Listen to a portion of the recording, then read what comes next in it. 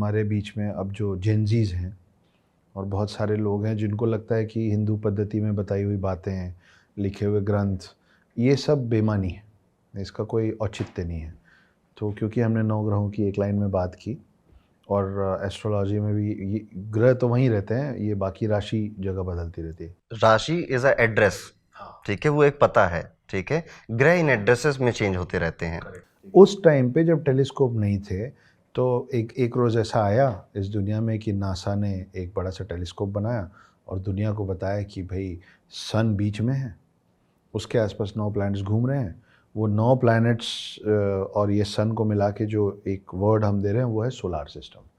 तो आप लोग ये जान लीजिए कि सोलार सिस्टम शब्द आने के बहुत बहुत ज़्यादा साल पहले से हमारे पास सौरमंडल शब्द था, है ना? हमको मुझे नहीं मालूम कि उनको कैसे पता था, लेकिन ये जो सब बता रहे हैं कि अश्विनी नक्षत्र और नौ ग्रह और राशि, ये सब आज या पिछले 25-50 साल, 100-200 साल में नहीं हुआ है।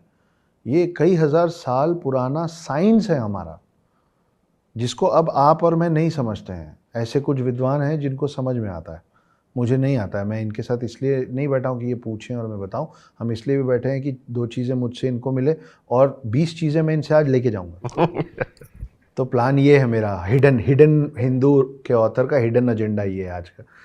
तो आप जब भी कोई आपका मखौल उड़ाए, कभी मजाक उड़ाए ना कि तुम सांप की पूजा करते हो और तुम पागल लोग हो, तो उनको ऐसे 2-4 तर्क दे दीजिएगा। जैसे कि गैलीलियो ने जब पहली बार बोला था कि पृथ्वी गोल है तो उसको एंटी क्राइस्ट बोल के टांग दिया गया था, है ना? उस समय भी हमारे देश में ज्योग्राफी को भूगोल ही कहते थे। भू मतलब होता है लैंड और गोल तो गोल है ही। और कई लोग ऐसा भी बोलते हैं कि तुम लोग बड़े कंफ्यूज लोग हो, तुम्हारे तो इतने सारे ग्रंथ हैं, इतने सारे पुराण हैं, इतनी सारी रिलीजियस टेक्स्ट हैं, तो तुम महाभारत पढ़ते हो कि रामायण पढ़ते हो कि गीता पढ़ते हो, क्या पढ़ते हो, समझ ही नहीं आता है। तो वैसा कोई अगर आपको बोले तो आप बोलिएगा कि आप सबके पास एक एक किताब है, हमारे पास पूरी लाइब्रेरी है। तो इसका ख्याल रखें। अच्छी पंच लाइन दे रहे हो आप। जैसे कहा, भूगोल की बात करी आपने, वारा अवतार ने समुद्र से धरती निकाली थी, तो वो भी गोल था, तो हमें हम तब से पता है ये चीज़। बस आज की जो चीज़ लेके दुख होता है कि जब तक वेस्ट आके ठप्पा नहीं लगाएगा कि यार ये ऐसा है, साइंस साइंस विज्ञान, हमें लॉजिक चाहिए, तब तक हम नहीं मानते। पर मेरा ये पर्सनल बिलीफ है कि ये विज्ञान अभी अध्यात्म से बहुत पीछे है, ठीक है। वो लोग इतने बड़े साइंटिस्ट थे हमारे, जो भी हैं एंसेस्टर्स, बस उन्होंने आपको समझाने के लिए चीज़ें नॉर्मल वे में समझाई, आप नहीं समझ पाए, आप आज तक नहीं समझ पाए, ठीक है। और उसी का भुक्तभोगी हमें आज भी बनना पड़ रहा है। अभी भी हम वेस्ट को इसीलिए देखते हैं। खैर, आई गेस आप जैसे ऑथर हम लोगों को टॉर्च बेरर की तरह रास्ता ज़रूर नहीं, तो दिखाएंगे, अभी आपने जो ये ठीक है। बात बोली कि जी। हम लोगों को एक वेरिफिकेशन की ज़रूरत पड़ने लग गई उनसे, तो हमको आज तक तो यही सिखाया है कि law of gravity is given by Newton. पर आपको अगर नहीं पता है तो आपको भी और आपके लिसनर्स को तो धक्का लगने वाला है, क्योंकि आप बचपन से जो पढ़े ना, आपको लगता है बस यही है सत्य जो हमको बचपन से पढ़ा, और टेक्स्ट में जो लिखा हुआ है और गुरुओं ने जो सिखा दिया है इंग्लिश मीडियम स्कूल्स में, उसके अलावा तो कुछ है नहीं।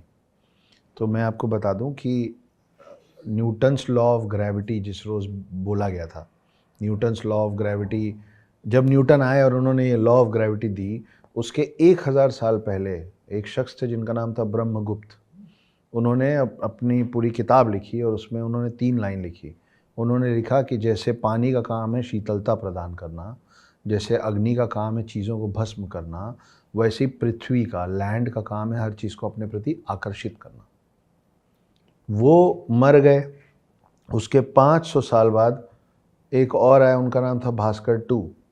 उन्होंने ब्रह्मगुप्त की इस 3 लाइन को पकड़ के उसका थीसिस किया और उन्होंने कहा कि जो 3 लाइनें आज से मेरे पैदा होने के 500 साल पहले ब्रह्मगुप्त ने लिखी थी कि अग्नि का काम है जलाना और पानी का काम है बहना और शीतलता प्रदान करना और पृथ्वी का काम है अपनी तरफ सबको आकर्षित करना, मैं आज इस फिनोमिना को, इस पद्धति को एक नाम देता हूँ और वो है गुरुत्वाकर्षण।